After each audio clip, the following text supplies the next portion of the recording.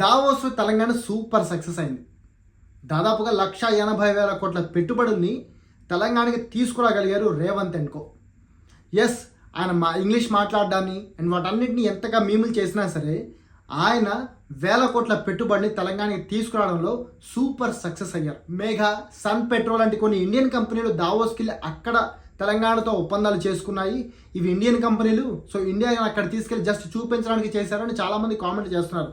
But still ఏది ఏమైనా Amazon లాంటి పెద్ద కంపెనీలు కూడా తెలంగాణతో ఒప్పందాలు చేసుకున్నాయి, వేల కోట్ల ఒప్పందాలు.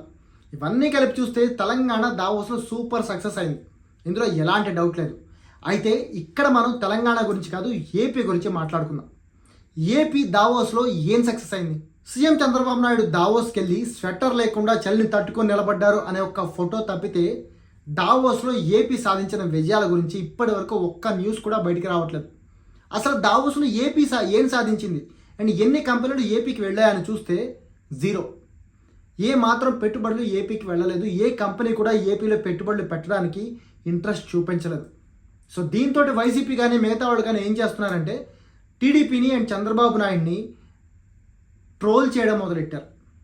కానీ ఇక్కడ నేను చెప్పేది ఏంటంటే ముఖ్యంగా దావోస్లో ఆ ఇంటర్నేషనల్ కంపెనీలు ఏవైతే ఉన్నాయో అవి ఆ ఏపీలో ఇన్వెస్ట్ చేయకపోవడానికి ముఖ్యమైన కారణం లాస్ట్ గవర్నమెంట్. అండ్ ఇప్పటికీ అక్కడ వైసీపీ అధికారంలోకి వచ్చే ఛాన్సులు కనపడుతుండడం.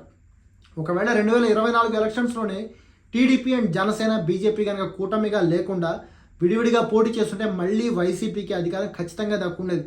ఇందులో ఎలాంటి డౌట్ లేదు. ఇది ఆ పార్టీలకి అండ్ ఏపీ జనాలకు కూడా తెలుసు, ఎందుకంటే వాళ్ళ ఓట్ షేర్ కూడా చాలా తక్కువ డిఫరెన్సెస్ ఉంది. సో దీనివల్ల నెక్స్ట్ టైం కనుక మళ్ళీ వైసీపీ వస్తే, ఇప్పుడు చంద్రబాబు నాయుడు హయాంలో కనుక ఒకవేళ ఇంటర్నేషనల్ కంపెనీలు వచ్చి అక్కడ ఇన్వెస్ట్ చేసి అండ్ ఆ ఇన్వెస్ట్మెంట్తో అక్కడ కంపెనీలు అండ్ ఉద్యోగాలు ఇవ్వడం స్టార్ట్ చేస్తే, ఒకవేళ నెక్స్ట్ టైం అంటే 2029లో మళ్ళీ కనుక జగన్ అధికారంలోకి వస్తే ఈ కంపెనీలన్నీ చాలా భయంకరమైన స్ట్రెస్ని అండ్ చాలా భయంకరమైన ఫైనాన్షియల్ సిచ్యువేషన్స్ని ఫేస్ చేయాల్సి ఉంటుంది.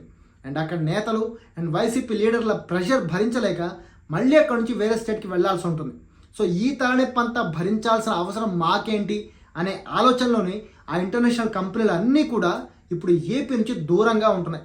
ఏపీలో ఎలాంటి ఇన్వెస్ట్మెంట్ చేయడానికి అవన్నీ ఇంట్రెస్ట్ చూపించలేదు అనేది ఏపీలో ఉన్న అధికార వర్గాల మాట.